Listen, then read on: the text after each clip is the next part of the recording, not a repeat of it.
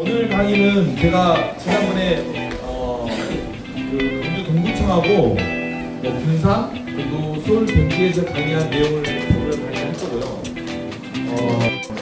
그 남자 여자 공부하려고 이렇게 많은 책들을 지금 보고 있는 중입니다. 근데 실은 이 책 중에 두 권을 빼고는 이 두 권은 여자에 관계된 책입니다. 두 권 빼놓고는 다 남자에 관한 책입니다. 실제 우리나라에서는 남성 학위 연구가 거의 안 되어 있어요. 그래서 많이 알려져 있지 않지만 이걸 잘 요약을 하고 발췌하고 그래서 여러분들이 읽을 필요는 이거 막 사진을 찍어서 뭐 책을 사가지고 공부하실 필요는 없고요. 제가 레퍼런스까지 다 꼼꼼히 해가지고 이번 한 학기는 이 남자와 여자에 관해서 한 학기를 강의를 하겠습니다. 지난 학기에 제가 어떤 걸 강의했냐면요.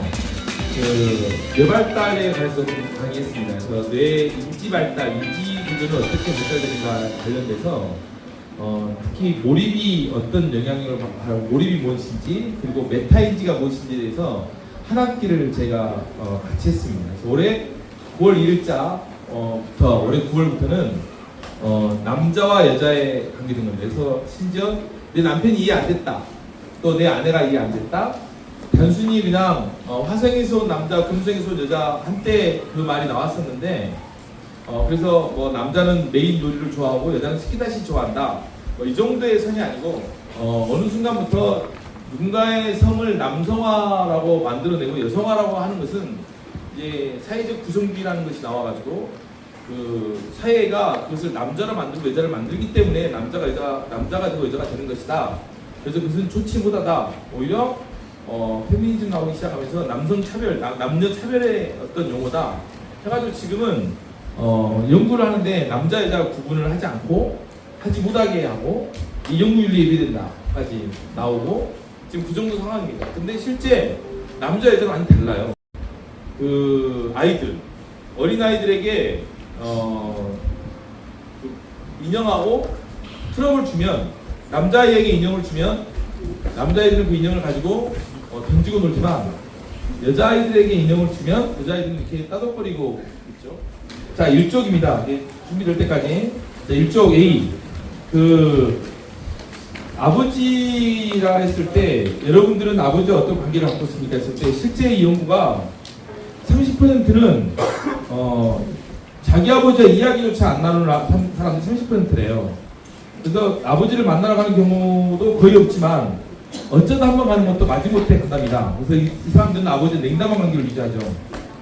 두 번째, 생일이나 명절 등 가족 모임에만 아버지를 만나는 사람도 있습니다. 겉으로 볼 때는 별 문제가 없어 보이지만 관계가 매끄럽지 않습니다. 그래서 그 둘 사이의 의견은 시종일관 어긋나죠. 그래서 만났다가 이번 명절 때 이제 가는 사람들이죠. 만났다가 헤어질 때마다 둘은 서로의 가시에 찔려서 엄청나게 상처를 입습니다. 그럴 때 어머니와 아내는 화가 나서 한숨을 쉬지만 자기 남편을 탓해야 될지 자기 시아버지를 탓해야 될지 모르는 상태가 되는 것이 이제 B의 경우입니다. 30%는 그나마 행동이 반듯해요. 이 사람들은 한 달에 한두 번씩 부모님을 방문하거나 또 일주일에 몇 번씩 규칙적으로 부모님에게 전화해서 안부를 묻는 사람들입니다.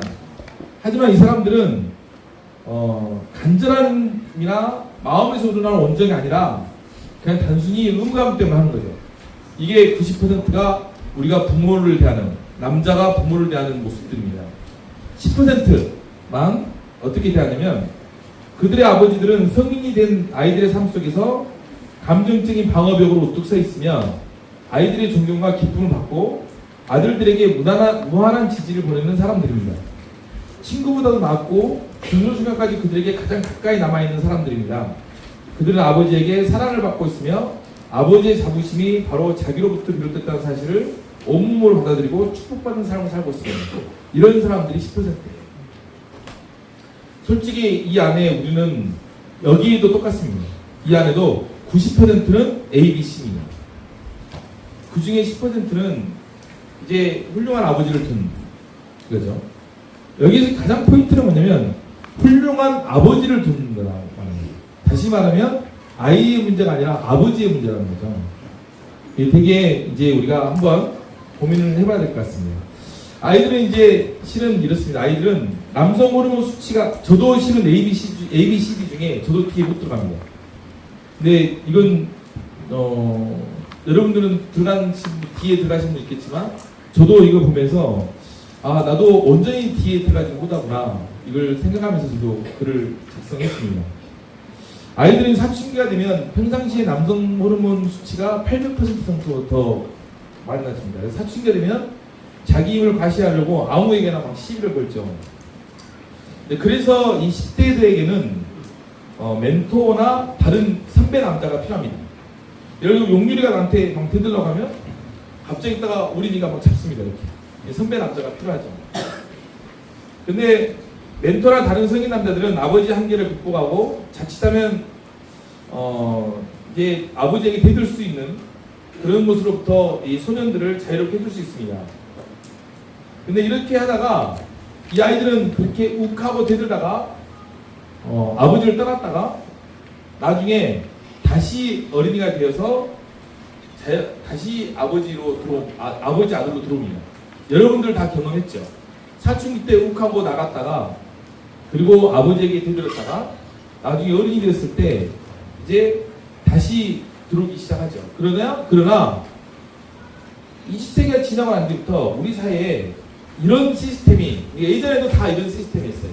아까 말한 대로 호르몬이 막 많아지고 아버지를 눌러야 되고 오이디푸스 컴플렉스는 아버지를 밟아야 되고 아버지를 이겨야 되는 그런 컴플렉스의 시기가 있다가 멘토가 있고 그러면 오하고 있다가 그리고 아버지에게 버티고 나갔다가 다시 성인이 되었을 때 다시 아버지 아들로 귀환하는 이런 것이 보통 우리 인류사에서 아버지 아들 관계였습니다. 그러나 최근에 20세기가 지나간 뒤부터 이런 시스템이 균열이 가기 시작했어요. 돌아오질 않아요. 그래서 영원히 아버지와 자식 간의 관계가 벽으로 쌓아지는 관계가 지금 이 세대에서 일어나고 있습니다. 왜 이런 모습이 있느냐를 이제 저와 같이 이론적으로 한번 오늘 하나씩 한번 검토해 보도록 하겠습니다. 그래서 보면 10대 소년들은 아버지를 추모하고 그리고 성인이 되었어도 더 이상 아버지에게 돌아가는 그런 돌아가지 않습니다.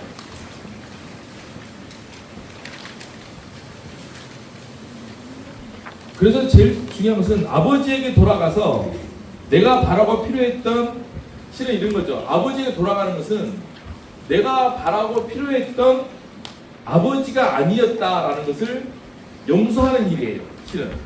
그러니까 내가 반항을 해서 아버지를 벗어났어요. 벗어나고 갔을 때 다시 돌아갈 때는 뭐냐면 왜 반항을 하고 돌아갔냐면 내가 원했던 아버지가 아니었던 거죠. 내가 필요한 아버지가 아니었던 거죠. 그러다 보니까 아버지에게 반항을 하고 돌아갔다가 그 아버지를 내가 필요했고 내가 원했던 아버지가 아니었다는 내 아버지를 내가 사춘기 아이가 용서하고 돌아가는 거예요. 그래서 용서하는 것이 그때서야 비로소 남자가 성인으로서 성인이 되는 거고 그런 남자가 행복한 삶을 살아가는데 그렇지 않은 필수적인 단계예요. 결국에 내 아버지를 받아들이는 단계가 어른의 단계죠.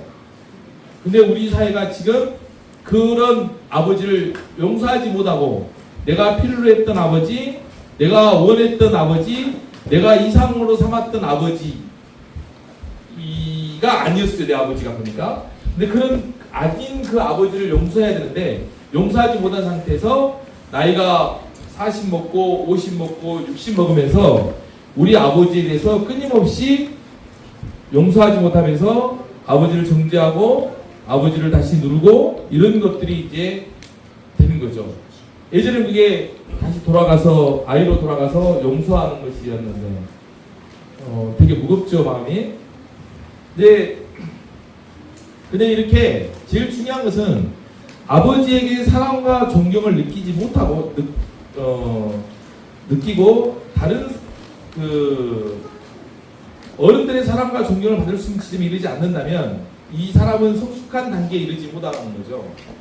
자, 아버지와 당신의 아버지는 실은 아버지하고 불화한, 아버지하고 사이가 안 좋은 그런 아버지가 여러분들 가슴속에 탁 감화해 있다가 어딘가에 있다가 아버지를 용서하지 못하는, 아버지와 사이가 좋지 않은 내 자신이 내 가슴속에 머무르고 있다가 간간히 한 번씩 자기 삶에서 다시 출몰을 해서 내가 사회에서 욱하게 되고 나의 부정적인 감정을 드러내고, 이게 간간히 출몰한다는 거죠.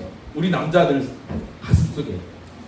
이게 용서를 하지 못하면 끝까지 아버지가 내 안에서 살아남아 있다가, 아버지에 관한 그런 어떤 부정의 잔재가 살아남아 있다가 어느 순간 틈틈이 간혹 출몰해서 이게 나온다는 거죠. 또 그런 아버지가 우리 주변을 맴도는 방식 중에 하나는, 그런 아버지가, 내가 아버지에 관한 그런 감정이 내 주변을 맴돌아요. 이것들은 뭐냐면 다른 어른들에 관한 여러분들의 태도가 되는 거예요. 그 모습은 어디서 등장하기 시작하냐면 사회에서, 지금 우리 사회가 수직적 관계가 아예 사라져 버렸죠. 내가 아버지를 용서하지 못하고 아버지의 간혹 가다가 출몰하는 아버지와 갈등이 이제는 뭐가 되냐면 우리 사회에서 이게 수직적 관계를 넘어서게 하는, 해치게 되는 어떤 게 됩니다. 그러다 보니까 다른 노인들을 신뢰하지도 못하고요. 그 다음에 권위에 대해서도 반항적이고, 또 아버지 애정을 받지 못한 것에 대해서 한이 맺혀서 다른 어른들의 관심을 가지려고 또 애를 쓰기도 합니다. 그냥 아부를 하고 아버지에게 받았던 관심을 다 받지 못해서 다른 어른들에게도 과도하게 자기를 낮추기도 하고, 그리고 또 하나가 뭐냐면 어른을 보고 우월감을 느끼는 경우도 있습니다. 그럴 때는 아버지와 경쟁 관계이기 때문에 사람들에게 우월감을 느끼고 눌러버리려고 하고, 그래서 이런 감정들이 중간중간에 출몰하는 내 안에 있는 아버지에 대한 감정들이죠. 실제 4번입니다. 엄마하고 자녀 관계는 혈육의 관계입니다. 그래서 자녀는 엄마의 살의 일부예요. 반면 아버지와 아이의 관계는 사회적 관계입니다. 되게 무섭죠? 아버지와 아이 관계는 뭐라고요? 사회적 관계예요. 혈육의 관계가 아니에요. 우리는 사회적 관계입니다. 이것은 뭐냐면요, 엄마가 아버지를 인정해줘야 돼요. 아버지를. 이게 먼저 나왔습니다. 엄마가 아버지를 인정해줘야 되고, 자녀 또한 아버지를 인정해줘야 되는 사회적 관계입니다. 자녀하고 엄마는 사회적 관계가 아니지만, 혈육의 관계지만, 아버지와 자녀는 사회적 관계예요. 등이 오싹하지 않습니까? 소름 돋지 않습니까? 그 사회적 관계는 엄마가 이 사람이 네 아빠야 라고 말해줘야지 비로소 아빠가 되는 거예요. 엄마 말 잘 들으세요. 아니, 아내 말 잘 들으세요. 자, 5번 플라톤의 항해에서 보면 원래 남자와 여자는 한 몸이었답니다. 그래서 궁극적으로 떨어질 수 없었답니다. 그래서 여자 없는 남성, 또 남성 없는 여자는 생겨날 수 없기 때문에 오늘은 남자와 여자를 동시에 고려해서 다룰 겁니다. 네, 6번입니다. 이 시대의 남성다움을 이야기해서는 몰매 맞을 수 있을 겁니다. 그래서 그렇게 되다 보니까 남성다움을 이야기할 수도 없는 이 시대가 바로 남성다움의 위기인 셈이죠. 지금 남성다움, 남자가 되어가지고 가오가 있지 이런 말 못하잖아요. 합니까? 이런 말 들어본 적 있습니까? 직장에서도 못 들어봐요. 심지어는 데이트에도 여자가 밥값을 내면, 모르겠습니다. 저희 때는 여자가 밥값을 내면 창피했어요. 남자가. 요즘에는 반반씩 내잖아요. 지네들끼리. 근데 남성다움이 사라진 거죠. 근데 이게 이제 이 시대의 문제를 저는 이렇게 보고 있습니다. 제가 지금 이 원고는 실은 이거 강의해야 돼요. 이 원고는 이현정 박사한테 제가 약간 모니터링을 받아야 돼요. 왜냐면 이거 잘못 나갔다가는 이현정 박사님이 저한테 뭐라 하냐면 이거 잘못 나갔다가 이제 엄마한테 놀매 맞을 수도 있고, 그러니까 항상 이걸 원고를 쓰고 이거 다음 주에 하시게요 이랬습니다. 저 실컷 원고를 썼는데, 그때 제가 이걸 다음 주에 하려고 했는데 이게 안 나와가지고 지금 이거 하고 있는데 지금 중간에 끊을 수도 없고 그래가지고 연속하고 있습니다. 지금. 내가 하여간 오해하지 마시고 제가 생각하는 우리 사회에 지금의 어떤 문제, 지금의 문제를 저는 남성성의 위기로 보고 있습니다. 남성성의 위기가 우리 사회에 갖고 있는 문제다 생각하고 있는 거예요. 그래서 그것에 대해서 좀 이야기를 해보고자 합니다. 어차피 지금 온 거 지금 계속 나가겠습니다. 지금 이제 적절하게 걸러서 유튜브는 안 내도 돼요. 자, 우리 시대는 오랜 시간 동안 남자를 인정받지 못한 아들들의 세대입니다. 자신의 남성다움을 인정받지 못한 아버지는 결코 아들 속에 있는 남성다움을 인정해주지 못합니다. 나도 남성다움을 인정받지 못했기 때문에 내 아이 속에 있는 남성다움을 인정해주지 못하죠. 그렇게 자신의 남성적인 측면을 인정받지 못하면 굉장히 심각한 결과가 나옵니다. 한풀 꺾인 자존감 때문에 남자들은 고통을 받습니다. 그런 사람은 자신을 결코 용납할 수 없습니다. 또 자신을 용납하지 못한 남자들은 아버지나 남편 그리고 지도자로서 활동한 능력을 잃게 됩니다. 그래서 남자들은 이상하게 돈이 생기거나 그러면 자꾸 일을 벌립니다. 여자와 완전히 다르죠. 여자는 안정적, 너무 죄송합니다. 남자 여자를 이렇게 비교해서 정확하게 말하는 것이 진짜 안 좋은 거예요. 지금은 큰일 날 일입니다. 지금 이렇게 하면 예를 들어서 제가 대학에서 근무할 때 한 달에 한 번씩 성평등 교육을 받았어요. 이런 말을 하면 교단에 쫓겨난다는 말까지 듣고 했는데 용서하고 들으십시오. 하여간 남자와 여자의 문제는 남자는 자꾸 일을 벌리고 자꾸 뭔가 쟁취하고, 남자가 여자를 질투하는 것과 여자가 남자를 질투하는 것은 굉장히 다르죠. 남자가 여자를 질투하는 것은 사랑에 질투하는 것이 아니라, 죄송합니다, 사랑에 질투하는 것이 아니라 내 소유를 네가 감히, 내 영역을 네가 침범해, 이게 더 크다는 거죠. 여자가 남자를 질투하는 것은 또 다른 의미이고, 질투가 똑같은 질투인데 남자와 여자가 하는 질투의 그 원인이 다르다는 거죠. 돈 어머니 되게 그 직장에서 이거 성평등 그거 많이 어머니가 강의하시죠? 네. 오해하지 말고 들으세요. 하니까 자, 계속 하겠습니다. 남성다움, 근데 실은 이 남성다움이 되게 중요한 것이, 이 사라지다 보니까 어떤 일이 벌어지기 시작하냐면, 남성다움의 가장 본질적인 것은 부끄러움을 아는 거거든요. 솔직히 남자가 창피하고, 근데 우리 사회가 지금 갖고 있는 것 중에 하나가 뭐냐면 부끄러움을 모릅니다. 맹자님이 말했던 인간의 4가지 본성 중에 하나가 뭐냐면 수호지심이라는 게 있습니다. 창피한 줄 알아야 되는데 우리 사회가 어느 순간부터 부끄러움을 모르는 사회가 됐어요. 그 부끄러움이 과연 무엇일까에 관한 것도 좀 더 합니다. 근데 남성다움의 가장 본질적인 것 중에 하나가 부끄러움이거든요. 남자가 되어가지고 남자가 이 부끄러움을 모르는 사회가 됐죠. 그래서 우리 사회가 어느 순간부터 수호지심하고 저는 남성다움이 굉장히 관련된다고 봅니다. 근데 이 남성다움은 배우는 것이 아니죠. 경험되는 겁니다. 음미되고. 내면의 남성은 외적인 남성에 의해서 환기되고 축복되고, 내적인 남성은 외적인 남성에 의해서 승인받고 성숙됩니다. 그래서 우리가 넘어가겠습니다. 큰일 났네. 자, 7번입니다.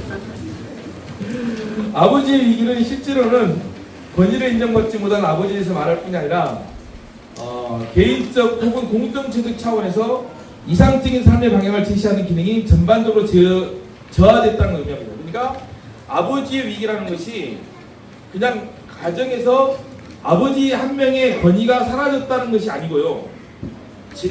가장 중요한 것은 아버지의 위기가 제가 볼 때는 공동체 차원에서 이상적인 삶을 살아가는 것. 생존을 위해 살아가는 것이 아니라 우리 이렇게 살아야 된다. 우리는 이상사회를 해야 된다.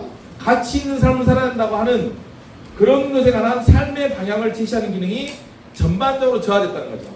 그러니까 남자라고 했을 때 폼을 재고 폼을 재면서 돈을 술값을 내는 남자의 어떤 그날 그 허세, 이런 것들이 남성다움 중에 하나였죠. 이것이 사라져버린 사회죠.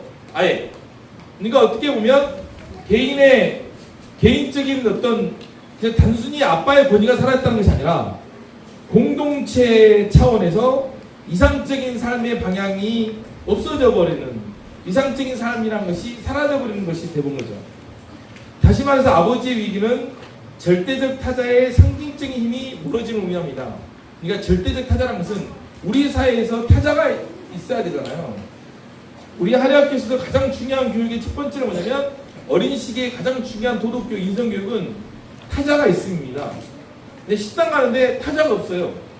가장 중요한 것은 다른 사람이 있다는 거거든요. 내 옆에. 그리고 나중에 성인식이 되는 개화에 갈 때는 타자의 환대가 중요하죠. 근데 타자가 있음을 하는 것이 어린 이나나 예림이나 그 애들이 하는 거죠. 타자가 있음을 하는 거예요. 근데 타자가 있음을 인정하지 않은 순간 레스토랑에서 뛰고, 타자가 있음을 인정하지 않은 순간 공공장소에서 함부로 행동하는 거죠.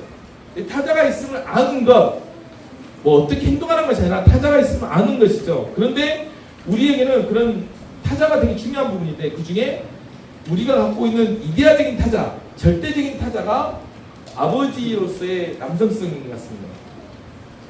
근데 그래서 아버지는 주저하고 머뭇거릴 뿐 말할 수 없는 위치로 지금 전락해버렸습니다. 그런 아버지는 더 이상 말할 수 없는 존재가 되어버렸죠.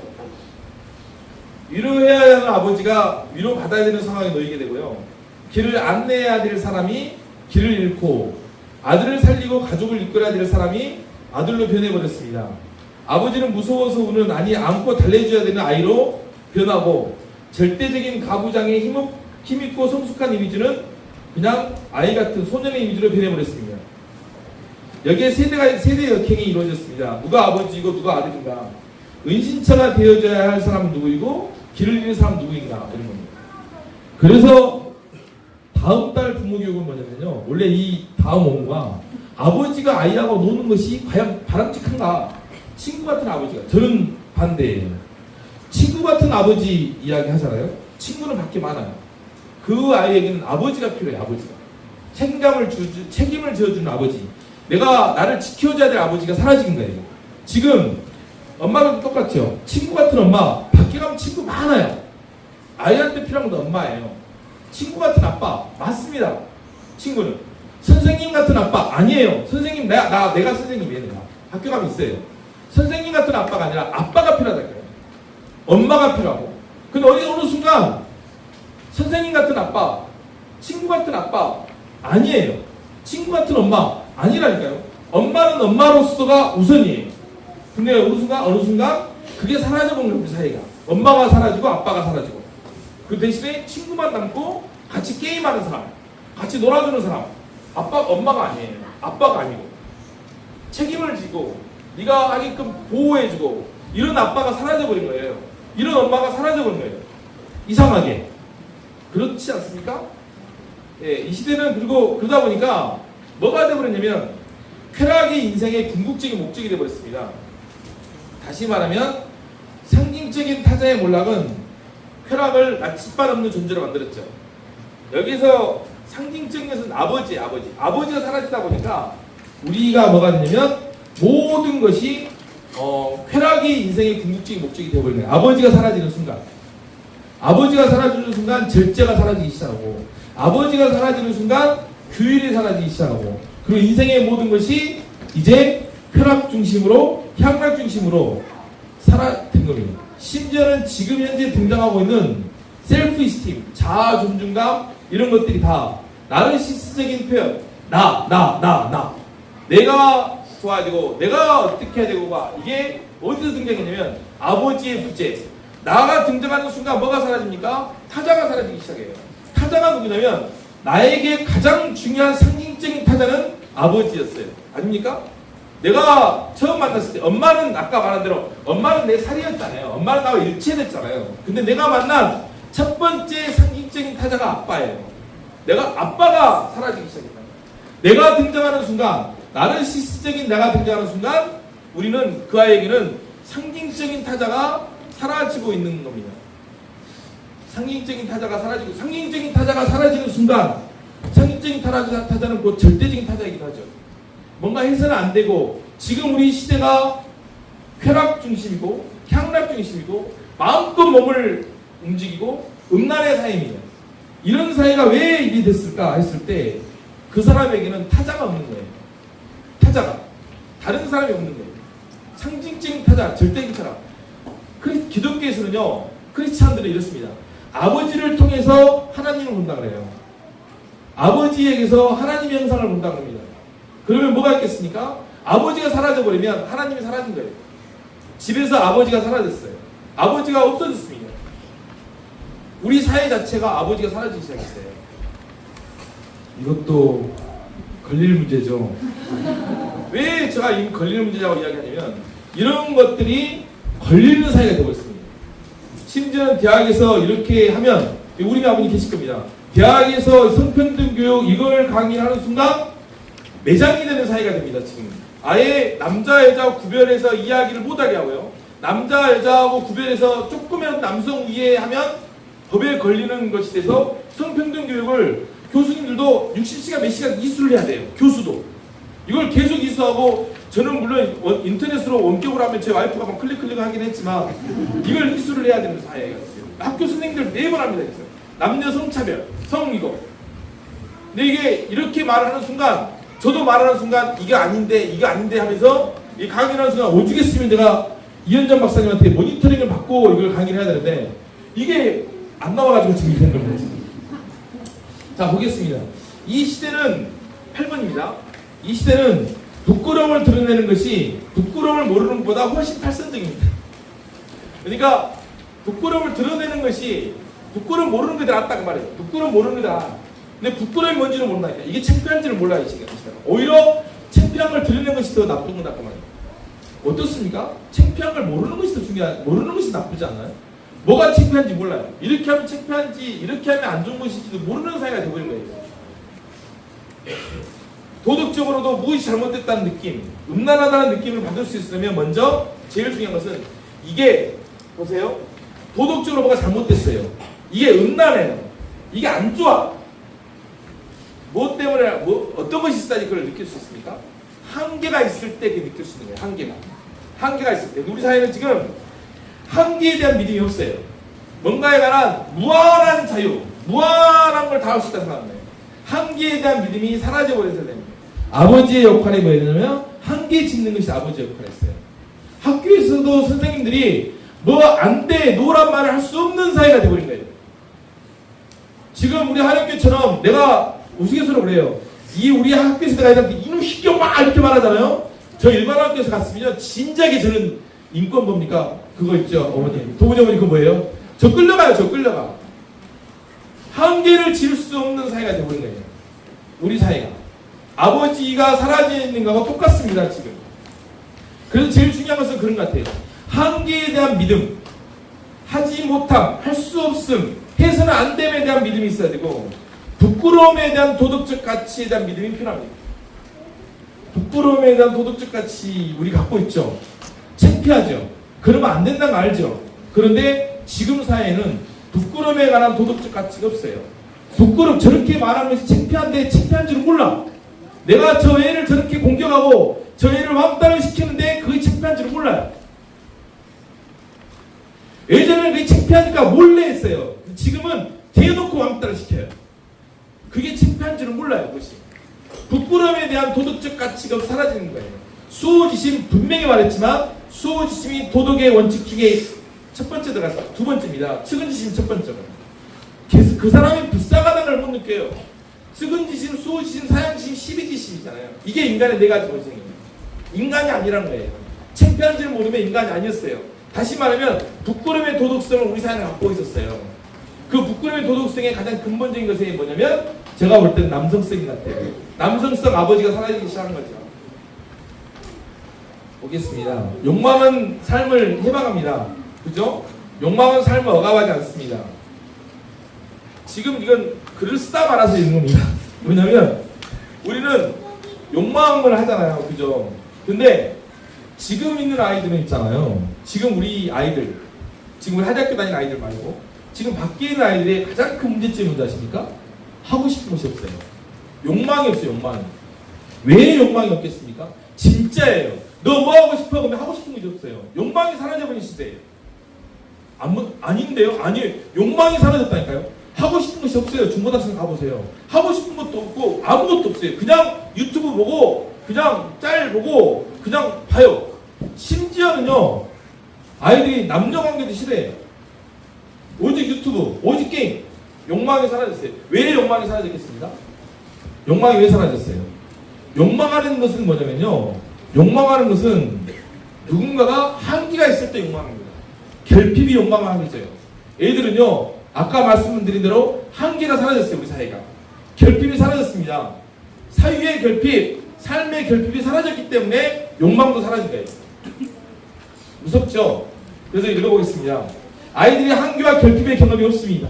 그러기에 욕망이 없습니다. 하고 싶은 것이 없어요. 8번입니다. 8번 넷째 주 다섯째 주입니다. 한계와 결핍의 경험은 생산적인 힘을 지닌 욕망을 탄생시킵니다. 한계와 결핍의 경험이 욕망을 탄생시키죠. 그 욕망은 치명적인 쾌락으로부터 자기를 보호해요. 욕망이 치명적인 쾌락으로 나를 몰고 가는 것이 아니라 욕망은 치명적인 쾌락으로부터 나를 보호합니다. 어떻습니까? 어떤 욕망이 있습니까? 여러분들은? 저는 어떤 욕망이 있냐면 저는 우리 애들과 이 학교를 가지고 세계에서 제일 애들이 잘 크는 교육의 모델을 만들고 싶은 욕망이 있습니다. 그 욕망이 저를 뭘 멈추게 하냐면 뭘 못하게 하냐면 치명적인 쾌락에서 멀어지게 합니다. 누구든지 근데 욕망이 사라지다 보니까 어디로 가기 시작합니까? 사람들이 치명적인 쾌락 안으로 들어가기 시작합니다. 여러분들 욕망과 쾌락은 동의어가 아니에요. 여러분들이 갖고 있는 욕망이 사라졌어요. 쾌락 안에 잠식돼 버렸습니다. 쾌락 안에 욕망이 아예 사라져 버렸어요. 무섭지 않습니까? 욕망할 수 없는 사람이 된 거예요. 근데 왜 욕망이 안 되냐고요? 여러분들의 결핍이 사라졌기 때문에, 한계가 사라졌기 때문에 그렇습니다. 아들은 일찍이 부모에게서 용납할 수 없는 불편함을 발견합니다. 근친상간의 쾌락을 차단하는 계율가. 이건 무슨 말이에요? 프로이드 이론에 따르면 아버지가 아이를 딱 계율로 뭔가를 못하게 하는 것은 아들이 엄마에게 근친상간의 욕망을 갖고 있기 때문에 아버지가 그걸 딱 제약을 하면서 이제 법을 만들어야 된다, 이런 개념이거든요. 쾌락의 불가능성, 한계에서는 불편합니다. 그런데 가장 중요한 것은 이 불가능성의 경험을 통해서 사람들은 욕망할 수 있는 권리를 갖게 돼요. 이 불가능성의 경험을 통해서. 할 수 없음을 통해서 욕망하게 됩니다. 할 수 없음을 통해서 뭐냐면 결핍을 통해서 욕망하게 돼요. 여러분들이 자녀들에게 제가 욕망을 하라 해가지고 몇 년 전에 강의한 적이 있습니다. 자녀들에게 욕망을 하게 합니까? 아니에요. 자녀들에게 뭘 주냐면 욕망을 주는 것이 아니라 쾌락을 주는 겁니다. 잘 생각하셔야 돼요. 내가 내 자녀에게 욕망을 주는 방법은 뭐냐면요, 결핍을 주는 거예요. 내 자녀에게 여러분들은 결핍을 주지 않고 쾌락을 주고 있습니다. 자, 3페이지고요. 9번입니다. 3페이지 9번입니다.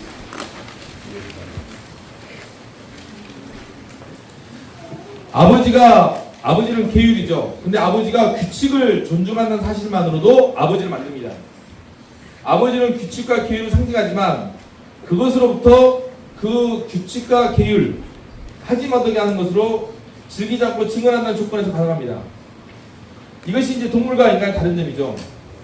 아버지는 실은 법의 수호자인 동시에 그런 계율을 유산으로 물려주는 존재입니다. 계율은 욕망에 반대되는 것으로 전수하지 않고 그것을 지탱하는 기반으로 다시 말하면 제일 중요한 것은 이겁니다. 아버지가 해야 될 실증 의미는 뭐냐면 그런 계율과 그런 욕망에 대해서 의미를 부여하는 거죠. 그 계율과 그것에 의미를 부여하는 방법은 언어로 가능한 것이고, 이것은 다음 주에 다시 하겠습니다. 자, 마지막에 읽어보고 오늘 거 잠깐 하고 끝내겠습니다. 10번 마지막입니다. 아버지로부터 자유로워진다는 것은 아버지의 존재를 무시한다는 것을 의미하지 않습니다. 아버지로부터 벗어나기 위해서는 나름대로 아버지를 필요로 할 줄 안다는 거죠. 아버지로부터 벗어나기 위해서는 아버지가 필요하다는 겁니다. 아버지가 필요하지 않고 아버지가 없는데 어떻게 벗어나요? 아버지라는 존재가 있을 때 아버지로부터 벗어날 수 있죠. 다시 말하면 결핍이 있을 때 욕망할 수 있는 같은 맥락입니다. 한계가 있을 때 벗어남이 가능한 거예요. 자유함이 있는 거죠. 한계가 없는데 어떻게 자유함이 있어요? 이게 지금 이제 다음 달에 계속 할 강의고, 오늘은 이제 여기 잠깐 하고 가겠습니다. 근데 너무 진지하게 수업 받으셔가지고.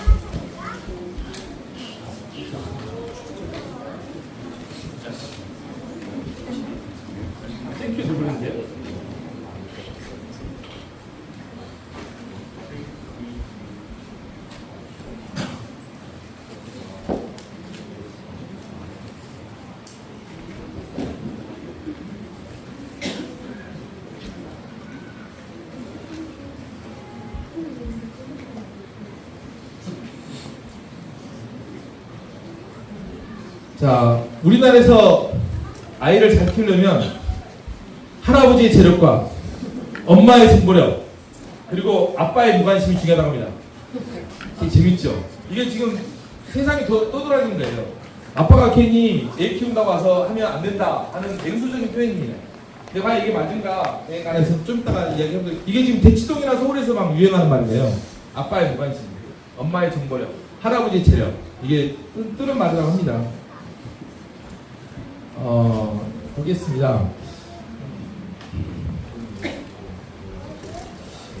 철수가 영희를 때렸습니다. 영희를 척 쳤어요. 자, 치면서 너 어제까지 잘 놀았던 철수가 영희를 때렸어요. 철수한테 물어봤어요. 철수야, 너 왜 영희를 때렸어? 어제까지 잘 놀았잖아. 그러니까 아니, 나를 갖다 괴롭히잖아요. 아, 어제는 괴롭혀도 가만히 있던데 왜 오늘따라 그래요? 그러니까 철수가 하는 말이 아니, 그냥 잔소리 하는데 우리 엄마 똑같아요.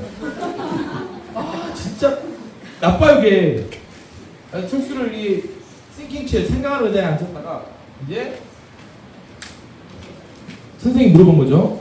그 다음에 제가 실은 밖에 나가서 강의할 때 이렇게 친절하게 합니다. 그러면 온거 갖고 다네. 우리들은끼리나 이렇게. 거기서 돈을 많이 줘가지고. 그래서 엄마한테 가서 물어봤어. 철수 엄마한테. 철수 어머니, 왜 철수를, 이 철수 엄마는 아니에요. 철수 때문에 아닙니까? 왜 철수를 우리 괴롭혀가지고 철수가 영희를 때리게 했습니까? 철수 엄마 뭐라고 할게요?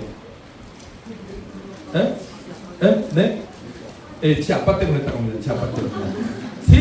세상에 어젯밤에 술을 처먹고 새벽 2시, 3시에 와가지고 막 라면을 끓여달라고 해요. 그래가지고 내가 끓여줬는데 아침에 일어나가지고 철수를 보니까 딱 엎어져 자고 있는 꼬라지를 보니까 지 아빠 똑같아요. 제가 화가 나요, 안 나요? 그럼 그날 생각하는데 누가 앉혀야 돼요? 네, 아빠 앉혀야 돼요. 지금 가면 안 잡히죠?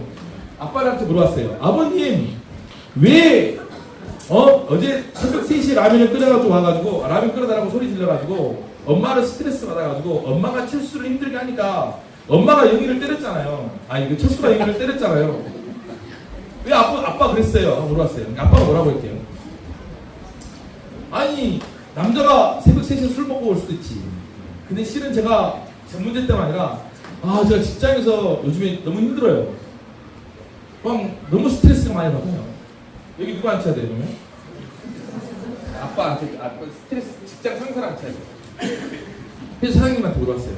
사장님, 왜 아빠를 힘들게 해서 아빠가 새벽에 술 먹고 와서 소리 지르고 그걸 보고 엄마가 화가 나가지고 철수를 그렇게 했습니까? 하고 물어보니까 아빠가 뭐라고 하냐면 아니, 철수 아빠 우리 회사에서 정말 열심히 하셨어요. 근데 제가 그렇게 하고 싶었겠습니까? 지금 그런데 국제 경제 상황이 장난 아니에요. 제가 어쩔 수 없어요. 국제 경제 상황이 그래가지고 저도 마음에 안 좋습니다. 여기 누가 앉혀요, 그러면? 예, 국제 경제를 앉혀야죠. 예, 국가를 앉혀야 됩니다. 자, 한번 물어보겠습니다. 오늘 철수가 영희를 때린 이유는 뭐 때문입니까? 오늘 철수가 영희를 때린 이유는 국제 정세 때문에 그래요. 이게 쉬운 것 같지만, 이게 쉬운 것 같지만 이걸 가지고 한 것이 뭐였냐면 브론펜 브루너가 말했던 생태 체계적 모형입니다. 아이들의 어떤 행동이라는 것은 그 아이 단순하게 있는 개인 일적인 것이 등장하는 것이 아니라 이걸 미시체계예요. 아이를 둘러싸고 있는 환경이 그 아이들의 삶을 다 만든다는 거죠. 그 삶이 미시체계, 중간체계, 외체계, 거시체계에서 그 아이를 둘러싸고 있는 환경이 그 아이의 행동을 만들어내는 거예요.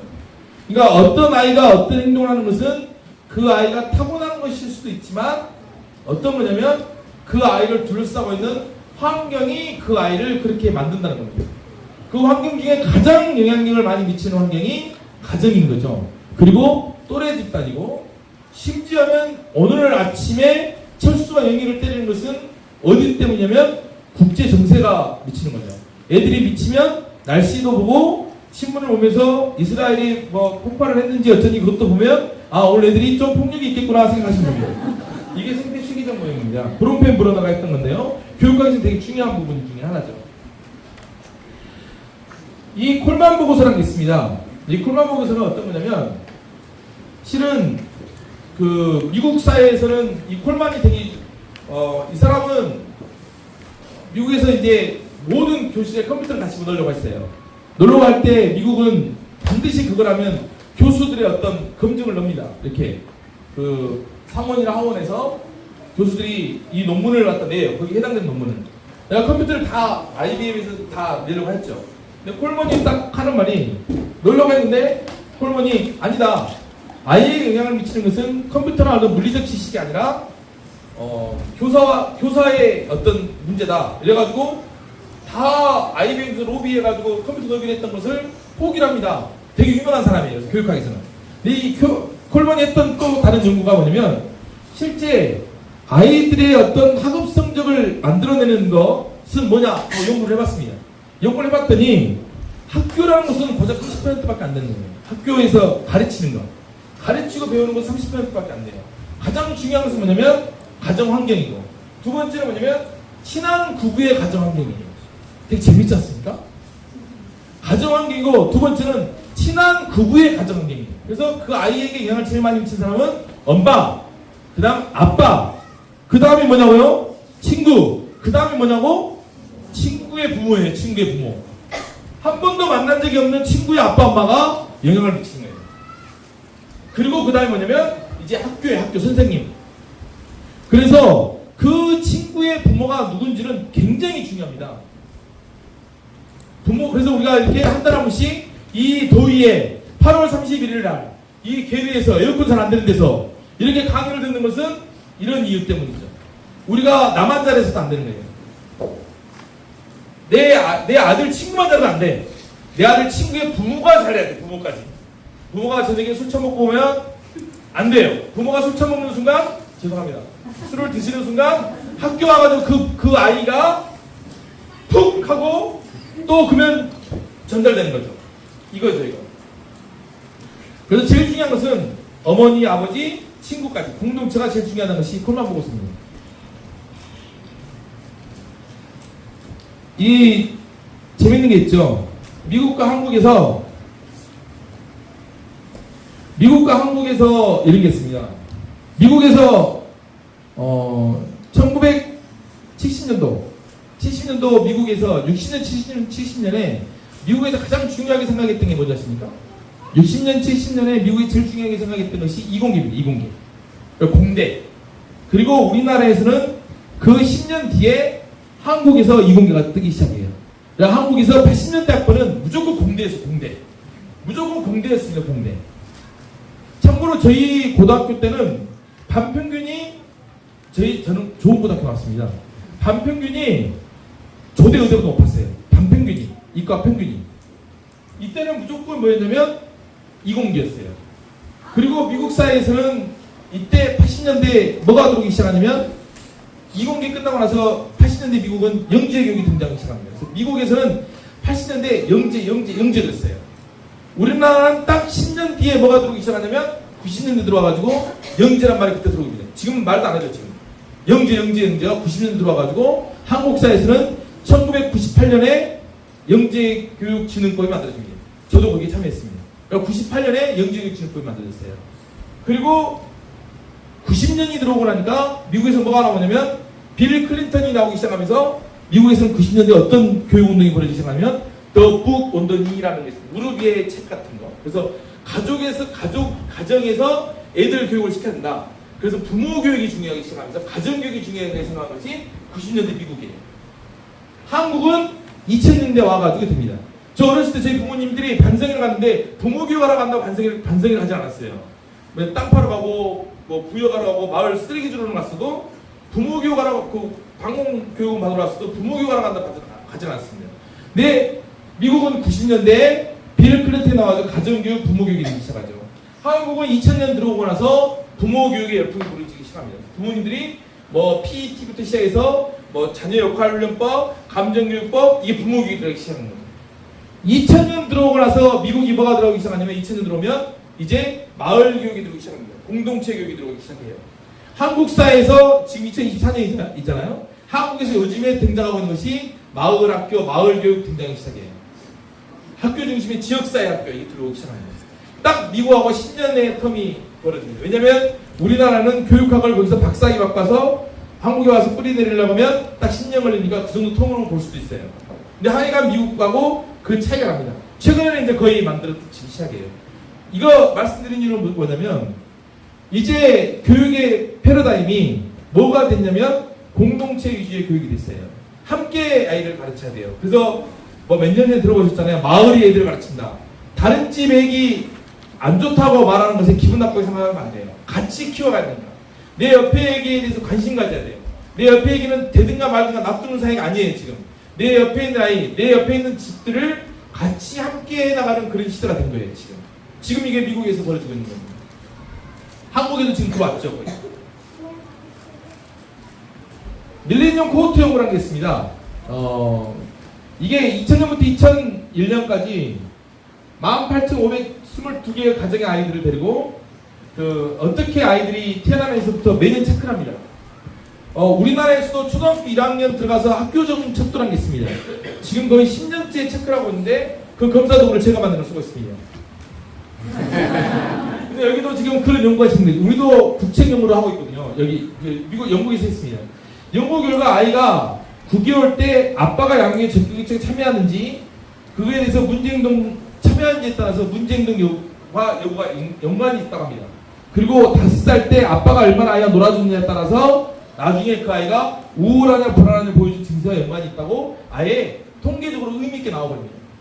그러니까 그 아이가 문제행동은 아빠 양육에 연관이 있고 그리고 나중에 우울하냐 불안하냐는 5살 중에 아빠와의 얼마나 많은 놀이관계가 있느냐가 상호관계가 아주 유의미하게, 아주 강한 유의미하게 나옵니다. 하버드의 그랜트 연구입니다. 이건 부모님들이 좋아하는 거죠. 하버드 그랜트, 이건 케네디도 이게 대상자였어요. 하버드를 졸업한 사람들을 전수조사를 합니다. 아예. 그래서 이 사람들은 30년을 연구를 해요. 연구를 해서 과연 하버드를 졸업한 사람들은 어떤 사람이 사회적으로 성공을 했고 어떤 사람이 성공을 했고 행복하냐 이거죠. 연구를 했는데 제일 중요한 것은 행복한 사람의 어떤 기준이 좋은 관계라는 거죠. 여러분들이 힘들 때 뭘로 힘듭니까? 일이 힘들지 않습니다. 직장에서 일이 힘듭니까? 아니죠. 직장에서 힘든 것은요 관계가 힘들어요. 남편하고 있을 때 뭐가 힘듭니까? 관계가 힘들어요. 집안 설거지가 힘듭니까? 아니죠. 관계가 힘듭니다. 행복이 가장 중요한 것은 좋은 관계다라는 것이 이 그랜트 연구 중에 하나예요. 연구의 결과입니다. 그런데 이 그랜트 연구에서 근데 그 관계가 어떤 관계냐? 엄마하고 관계라는 거죠. 엄마하고 관계가 좋아야 되는 거예요. 그럼 아빠 이 연구에서 되게 재미있게 합니다. 아빠는 의붓 아빠라 할지라도 아빠의 영향력을 미치잖아요. 아빠의 영향력은 엄마를 통해서 영향력을 미치죠. 아니 내 말이 아니라 그랜트 연구에서 아빠는 엄마를 통해서 다시 말하면 우리 아빠가 엄마에게 얼마나 잘해주냐에 따라서 얼마나 잘해주고 그걸 통해서 그 엄마를 통해서 행복을 느끼는 거예요. 우리 아빠가 엄마를 얼마나 잘해주느냐. 그러니까 내가 친아빠인데도 엄마를 잘 못해줘. 그건 아빠는 꽝인 거예요. 근데 엄마는 아시잖아요. 뭐가 남자들은요 아빠를 대체할 수 있는 사람 많아요. 옆집 형도 아빠 대체할 수 있고 아까 멘토 얘기했잖아요. 아는 삼촌도 아빠 대체할 수 있고 다 아빠 대체할 수 있어요. 근데 엄마를 대체할 수 있는 사람은 세상에서 없는 거예요. 그게 여기 있는 엄마들이 보실 때 여러분들의 시어머니가 내 남편한테 그런 존재예요. 또 거꾸로 내 새끼가 나는 그런 존재인 거예요. 엄마를 대체할 수 있는 사람은 없어요. 그러나 아빠를 대체할 수 있는 사람은 많다는 거예요. 아빠는 노력하지 않으면 아빠가 안 돼요. 아빠는 아까 말했죠. 엄마는 혈육의 관계지만 아빠는 사회적 관계예요. 아빠는 사회적 관계가 안 생겨. 아빠하고 아이들은 되게 조심해야 돼요. 조심하고 아빠하고 아이들의 관계는 노력을 해야 되는 관계예요. 엄마는 많은 노력을 하지 않아도 내 몸뚱이가 나왔기 때문에 엄마는 엄마가 돼요. 근데 아빠는 노력하지 않으면 안 돼요. 근데 아빠가 어떤 노력을 해야 되느냐?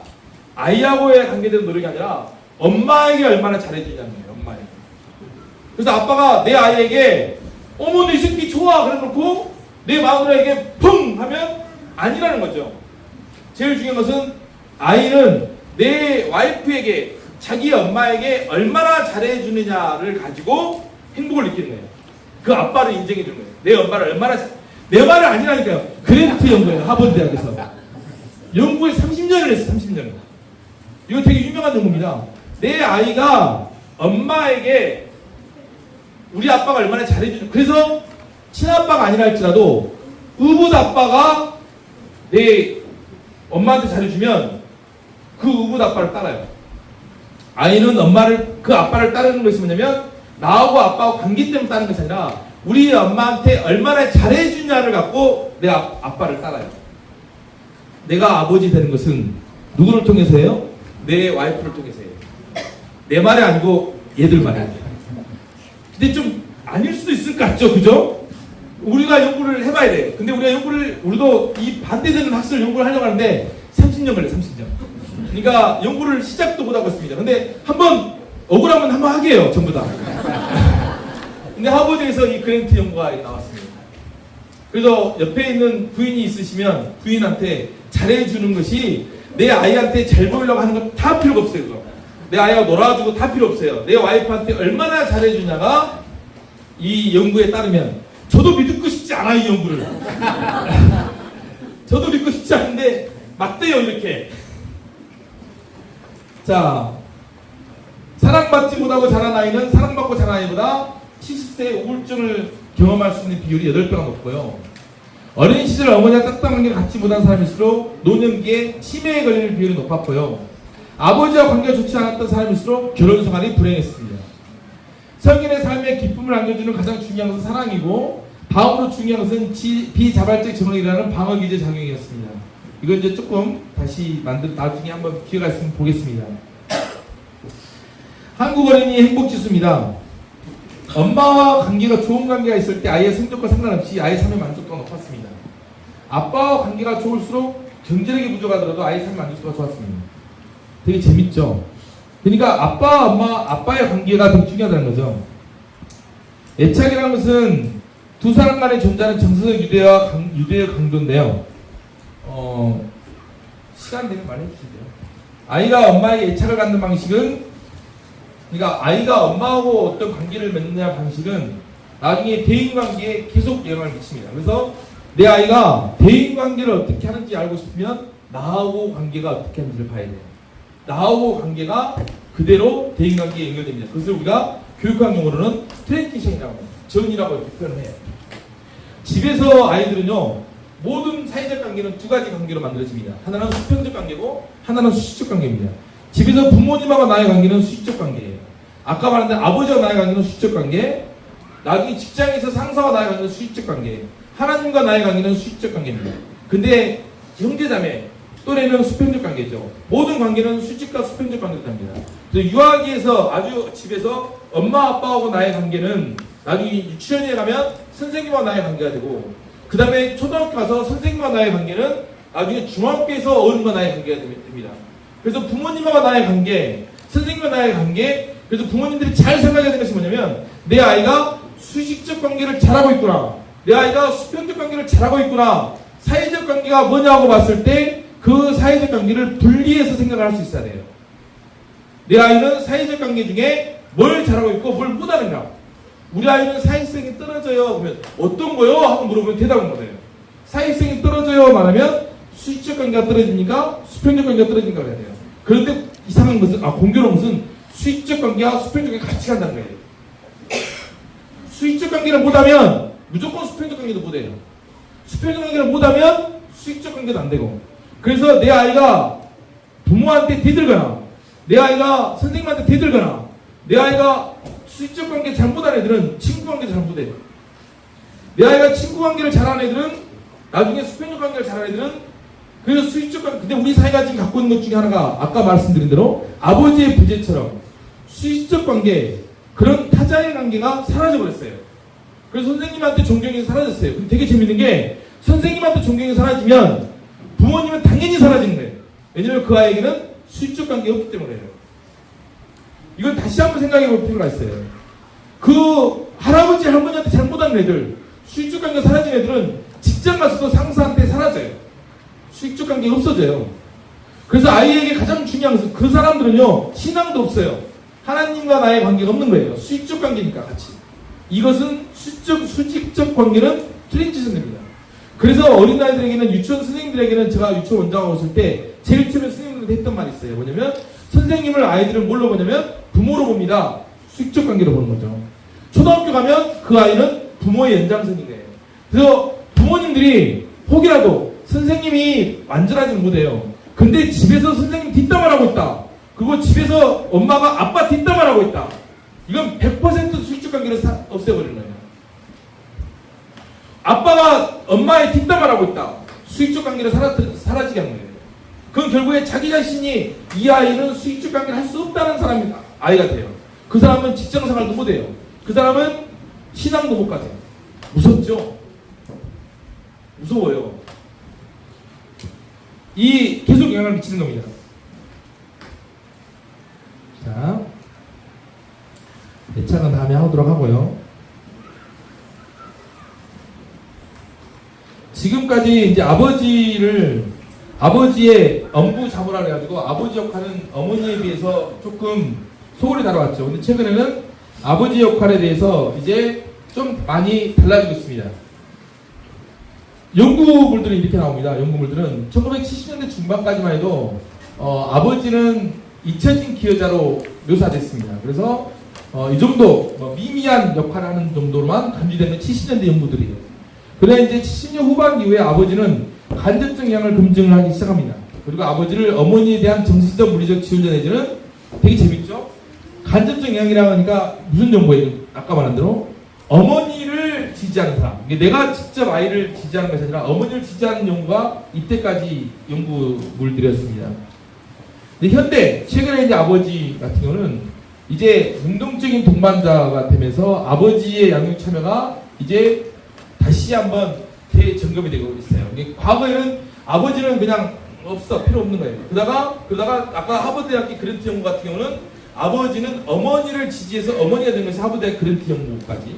현대 아버지 같은 경우는 이런 연구까지 아버지의 역할을 따로 가지고 있어야 한다. 이것이 지금의 연구물들입니다. 제 말이 아니라 다 연구물이에요. 제가 말한 것은 저는 참고로 학자이기 때문에 그냥 어디 시골 아줌마처럼 막 그런다 하고 설교같이 안 합니다.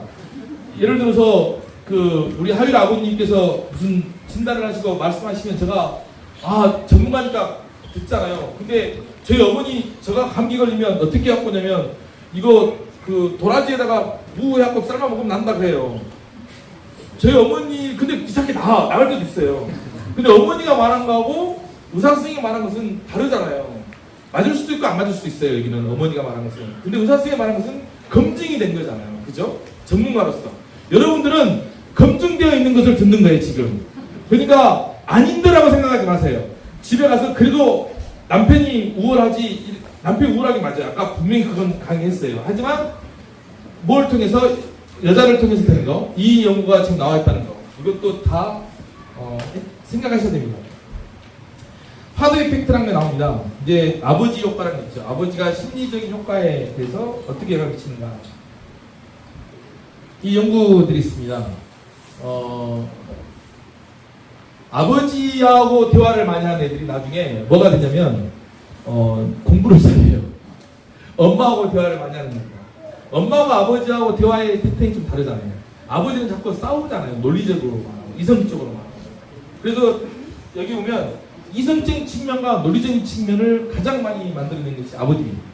그래서 여러분들이 되게 재밌는 게 막 논술학원을 보내고 어디 가서 막 이렇게 보내잖아요. 저는 그게 이해가 잘 안 돼요. 그렇게 보내가지고 효과가 좋으면 우리나라에서 진짜 못할 애가 하나도 없어요. 거기에 관해서 흔히 하는 말로 그겁니다. 일단은 그것이 효과가 좋다고 하면 통계적으로 의미가 있어야 되잖아요. 통계적으로 의미가 있으려고 하면 95% 이상은 돼야 돼요. 최소한 95%. 그러니까 그 말은 무슨 말이냐면 학원에 100명이 다녔으면 95명은 최고대학을 가야 돼. 그게 그 학원에 효과가 있다고 보는 거예요. 통계적으로 의미가 있다고 말하는 거예요. 95% 위수준. 그런데 그 학원 가가지고 한두 명 잘했는데 그걸 갖다가 잘했다고 말할 수 있습니까? 아니잖아요. 그런데 부모님들 갑자기 통계 나오니까 좀 헷갈리시죠? 통계에서 뭐가 하냐면요, 그게 이론이 되려고 하면, 그게 맞다라고 말하려고 하면 최소한 95%는 돼야지 그것이 맞다고 말해요. 그러면 그 학원을 다니면 논술의 능력이 늘어난다라고 말하려면 100명 중에 95명은 그 학원 가서 논술의 능력이 늘어나야 돼. 그게 아니거든요. 근데 이것은 달라. 이건 뭐냐면요, 아빠하고 어렸을 때부터 이야기를 많이 한 내가 논술 능력이 뛰어난다고 통계적으로 의미가 됐어요. 이게 뭐가 더 맞아요? 학원이 맞아요? 이게 맞아요? 내가 흥분하고 있네요 지금. 이게 맞아요. 이게 맞아요. 이게 통계적으로 의미가 있는 거예요. 너 95% 이상의 유의미한 가격을 갖고 있는 거예요. 이 연구는. 파크라는 학자가 말한 이 연구는요 되게 의미 있는 거예요. 직접 연구 조사를 한 거예요. 그래서 아빠가 학원을 보낼 생각하지 말고 집에서 아이하고 논리적으로 대화를 하고 싸우기도 하고 막 말을 해줘야 돼요. 그게 돈도 싸고 효과는 95% 이상이에요. 학원을 가면 효과가 있을지 없을지 모른다니까요. 근데 학원을 보내. 이게 문제라는 거예요. 여기 보면 옥스퍼드 대학이 이건 또 청소년 17,000명을 대상으로 연구를 한 거예요. 아버지 효과. 아버지의 자녀 상인이 많은 경우는 어떻게 되냐면 자녀들의 학원 및 예술을 다양한 문제에 두각을 나타냈다고 합니다. 이것도 옥스퍼드에서 나온 거예요. 안 믿어 근데 이렇게. 집에 가서 뭐 해야 되겠어요 아빠들이? 아이하고 이야기하고 아버지가 아이하고 가르쳐야 되고 아버지가 책을 읽혀줘야 되고 아버지가 해야 된다는 거예요. 또한 성인을 대상으로 조사하는 실수에서 사회의 자신의 능력을 발휘하고 가정생활을 행복하게 한 사람은 어린 시절에 아버지하고 상호적인 교류가 많았다는 거예요. 아버지하고. 사회적으로 성공한 사람은 능력을 발휘한 사람은 엄마보다 아버지하고 관계가 좋았다고요. 아버지하고. 내 말은 아니라니까요. 하크고 옥스퍼드고 이런 사람들이 대부분 아버지는 성장하는 동안 아버지 역할에 대해서 학습하지 못했고 여러분들이 그랬어요. 여러분들의 아버지들은 여러분들 그렇게 못 가르쳤어요. 그래서 아버지의 역할에 대해서 학습하지 못했어요. 그리고 예비 부모 시절에 이런 경험이 거의 없다가 어느 날 갑자기 부모가 되어버린 거예요. 아버지 역할을 수행해 갈등을 경험하게 된다는 것이 연구들이에요. 그래서 아버지들은 자녀를 낳고 아버지를 과정에서 어떻게 보면 좌절감을 느끼고 불안함을 느끼고 사춘기가 됐을 때 내가 내 자녀에게 어떻게 해줄지 못해서 내가 힘들어하고 무기력증을 걸치고 아까 말한 대로 사회에서는 페미니즘 어쩌고 하면서 남자의 권위가 사라지기 시작하고 이런 고통을 지금 우리 남자들이 겪고 있다니까요. 지금 얼마나 힘들다고 지금 우리도 하고 싶어. 근데 이런 경험을 갖고 있는 거예요. 우리가 지금 이게 지금 우리의 현실입니다. 오늘 여기까지 해야 될 것 같아요. 다음에는 남자와 여자 이렇게 하나씩 가서 이야기할 겁니다. 근데